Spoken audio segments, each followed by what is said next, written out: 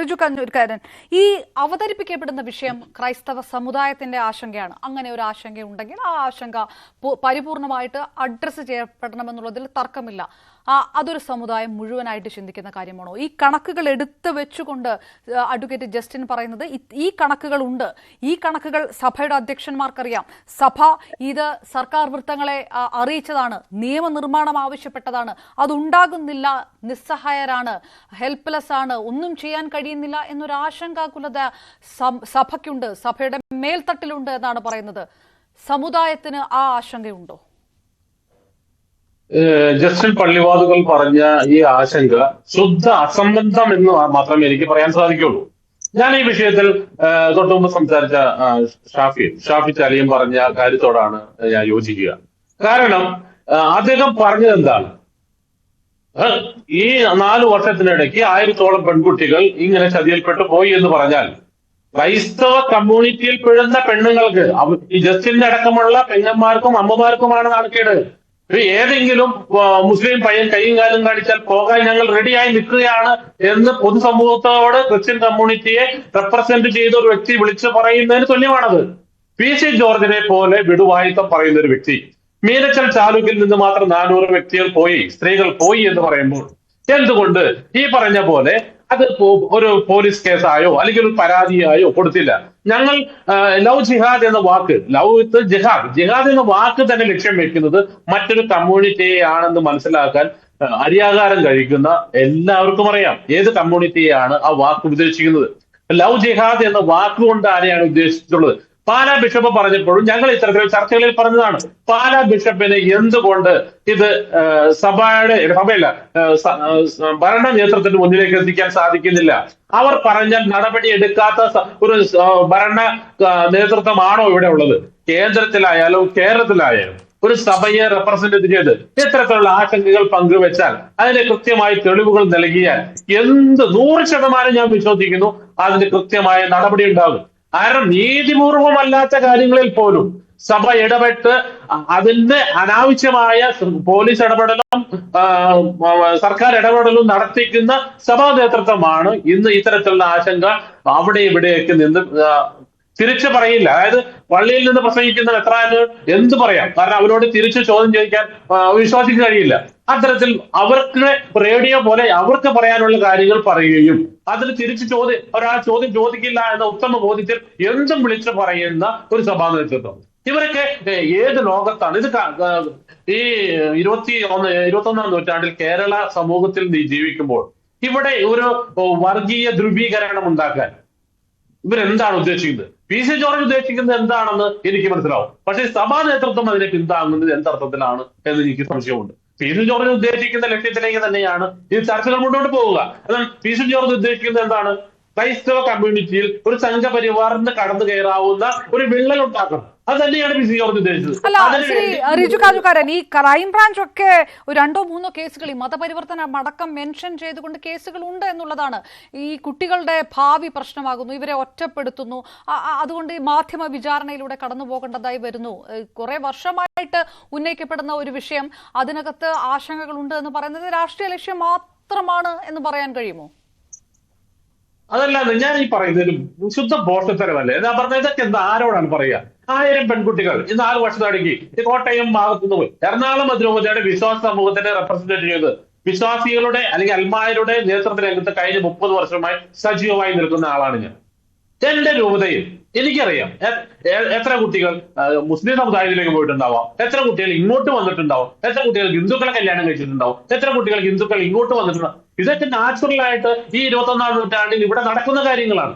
അതിനെയൊക്കെ ജിഹാദ് എന്ന പേരിട്ട് വിളിക്കുക. അങ്ങനെയാണെങ്കിൽ ഒരു ജിഹാദിയാണ്, ജിഹാദ് എന്ന വാക്ക് ഉപയോഗിക്കാൻ പറ്റില്ല, ജിഹാദിയാണ് PC ജോർജ്. PC ജോർജിന്റെ മോൻ പോയി ഒരു ഹിന്ദു പെൺകുട്ടിയല്ലേ കല്യാണം കഴിച്ചത്? ആ പെൺകുട്ടിയെ മാമോദിസ മുക്കിയാണ് ഇങ്ങോട്ട് കല്യാണം കഴിച്ചത്. എന്തുകൊണ്ട് അവർക്ക് ഹിന്ദു കമ്മ്യൂണിറ്റിയിൽ തുറന്നുകൂടായിരുന്നു?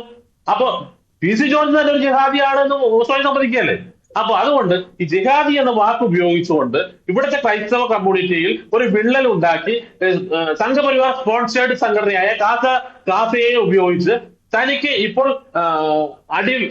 വേരുകളില്ല, അതായത് ജനപിന്തുണ ഇല്ല എന്ന് 100% ബോധ്യമുള്ള PC ജോർജ് അടുത്ത ഇലക്ഷൻ വരുമ്പോഴേക്കും അതിനുള്ള കളമൊരുക്കുകയാണ്. അതിനെ പിന്തുണയ്ക്കാൻ സഭാ നേതൃത്വം ഇത്ര വിവേകമില്ലാതെ എടുത്തു ചാടി ഒരു പ്രസ് റിലീസുമായി ഇറക്കിയതിനെ ഞങ്ങൾ അപലപിക്കൂ. ഞങ്ങൾ അന്ന് തന്നെ അപലപിച്ചിരുന്നു, ഇപ്പോഴും ഞങ്ങൾ അതിനെ അപലപിക്കുകയാണ്. കാരണം സഭയെ പോലെ ഉത്തരവാദിത്തപ്പെട്ട നേതൃത്വ രംഗത്തുള്ളവർ ഇത്തരത്തിലുള്ള വിടുവായുത്തങ്ങൾക്ക് മറുപടി പറയാൻ, അതിന് പിന്തുണ കൊടുക്കാനെല്ലാം ചെയ്യേണ്ടത്. അവരുടെ കയ്യിൽ കൃത്യമായ സ്റ്റാറ്റിസ്റ്റിക്സ് ഉണ്ടെങ്കിൽ അതിന് കൃത്യമായ അന്വേഷണ ഏജൻസികൾ കൈമാറണം. അതിന് പെൺകുട്ടിയുടെ പേരൊന്നും വേണമെന്നില്ല. നേരത്തെ പറഞ്ഞല്ലോ, ആൺകുട്ടികളുടെ പേര് വെച്ച് ചെയ്യാലോ.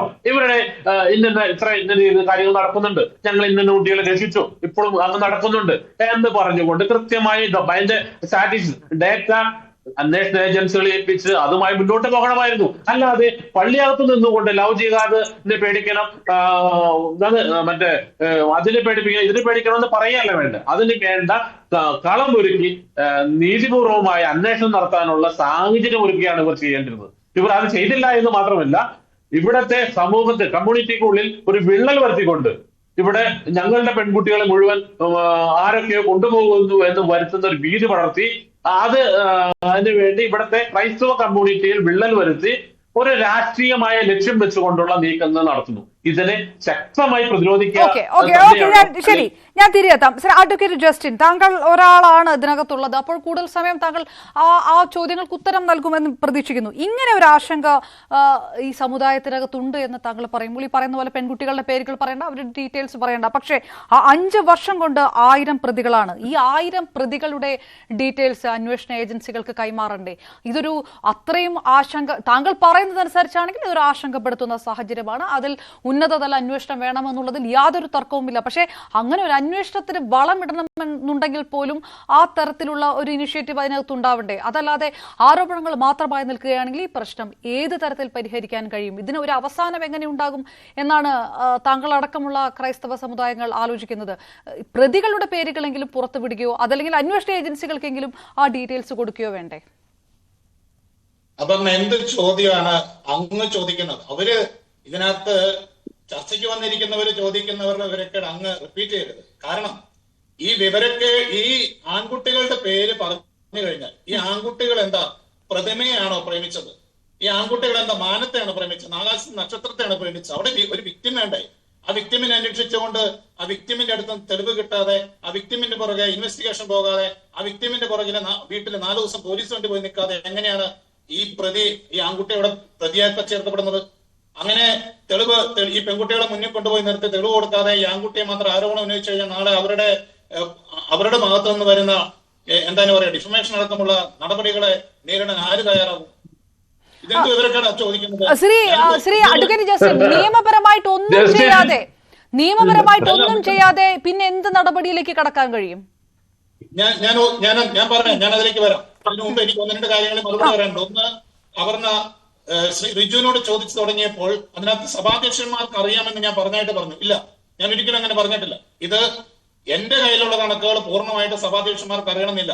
അതാത് മേഖലകളിലുള്ളവരെ അവരുടെ ദേശത്തുള്ള കണക്ക് അറിയിച്ചിട്ടുണ്ട്. അല്ല, ടോട്ടൽ കണക്കൊന്നും അവർക്കറിയാം. സഭാധ്യക്ഷന്മാർ അത് ഓൺ ചെയ്തു എന്നേ ഞാൻ ഉദ്ദേശിച്ചുള്ളൂ. സഭാ നേതൃത്വം അത് ഓൺ ചെയ്തു എന്നാണ് ഉദ്ദേശിച്ചത്. ഓക്കെ റിജു, ഞാൻ ഇടപെട്ടില്ല, ഞാൻ പറയട്ടെ. ഞാൻ ആ സമയത്ത് പോലും ക്ഷമിച്ചിരുന്നു, ഞാൻ മിണ്ടാതിരുന്നു. ഇനി 2, ഞാൻ ഒരിക്കലും ഈ 927 കുട്ടികളെ നഷ്ടപ്പെട്ടു എന്ന് പറഞ്ഞിട്ടില്ല. ഇത്തരത്തിലുള്ള കെണികളിൽ പെട്ട് കൊണ്ടുപോകാൻ വേണ്ടി ചൂണ്ടയിട്ട് വലയിട്ട് വലയ്ക്കാത്ത കയറ്റിയവരെ വല പൊട്ടിച്ച് പുറത്തു കൊണ്ടുവന്നെന്ന് അഭിമാനത്തോടെ ഞാൻ പറഞ്ഞത്.